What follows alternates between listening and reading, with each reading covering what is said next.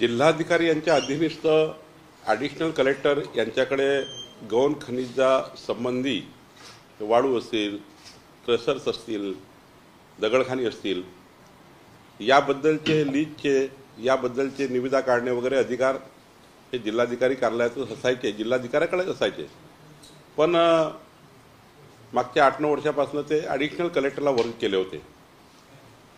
खरं तर गौण खनिज हा अत्यंत महत्त्वाचा विषय आहे आणि यामध्ये जिल्हाधिकारीच यांना प्राधिकृत केलं पाहिजे, जेणेकरून जिल्हाधिकाऱ्यांनी कटाक्षाने गौण खनिज संबंधाने जे काही शासनाचे धोरण आहे ते चांगल्या पद्धतीने आणि योग्य पद्धतीने राबवण्याकरता हे अधिकार आम्ही दिले आहे.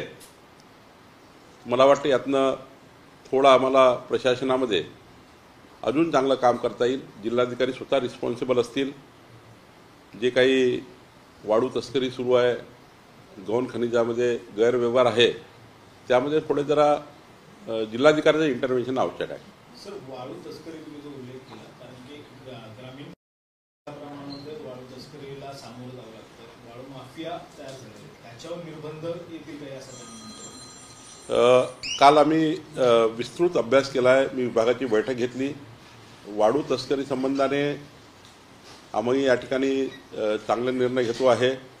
डिमांड आणि सप्लाय याची गॅप आम्ही कमी करणार आहोत. खरं तर जोपर्यंत बाजारामध्ये वाळू हे पूर्णपणे उपलब्ध होत नाही तोपर्यंत तस्करी चालणार आहे. आणि त्यामुळं दगडखानीतनं येणारी वाळू जी क्रश सँड आहे ती किती वापरायची, नदीतली वाळू किती वापरायची, यातून आपल्याला जे गव्हर्नमेंटचे बांधकाम आहेत ते कसे पूर्ण होतील, घरकुलांना गरीब माणसांना रेती कशी मिळेल, याकरता एक विस्तृत धोरण आम्ही या ठिकाणी लवकरच 15 दिवसामध्ये आणतो आहे.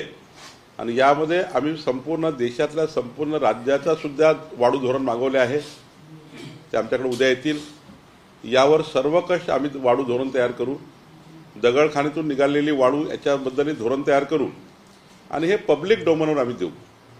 जनतेच्याही यामध्ये एक्सपर्ट लोकांच्या काही त्या ठिकाणी सूचना असतील त्या आम्ही स्वीकारू आणि या राज्याला एक चांगलं आणि यानंतर कधी बदलाची गरज पडणार नाही असं वाळू धोरण आम्ही देणार आहोत.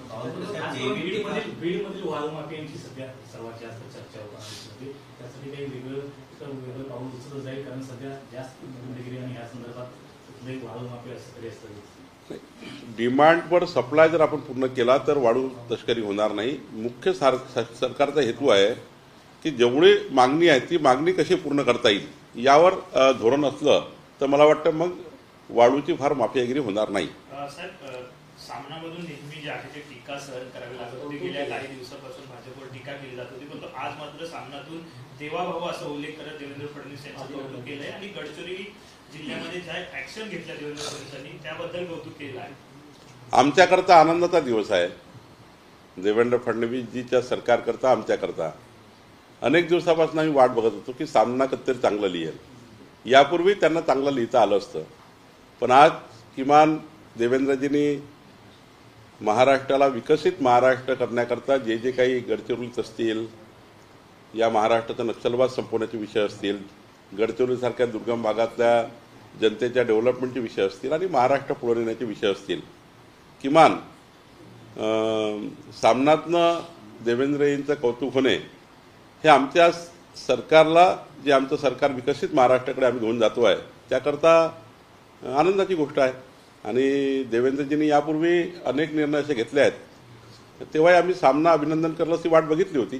पण ठीक आहे, उशिरा केलं त्याबद्दल धन्यवाद आहे सामनाचे.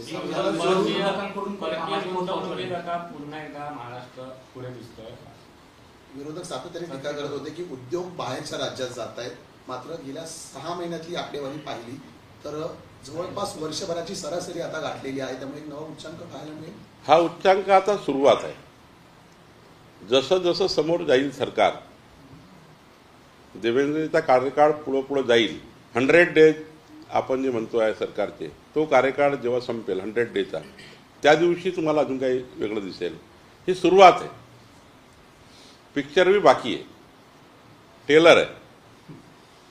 और हे ट्रेलर एवढं सुपरहिट आहे तर पिक्चर किती मोठा असेल. त्यामुळे मला वाटतं देवेंद्र फडणवीस सरकार, आमचं सरकार हे महत्त्वाचं सरकार, आमच्याकरता महाराष्ट्राकरता दिलेलं वचनं पूर्ण करेल आणि त्याकरता आम्ही काम करतोय.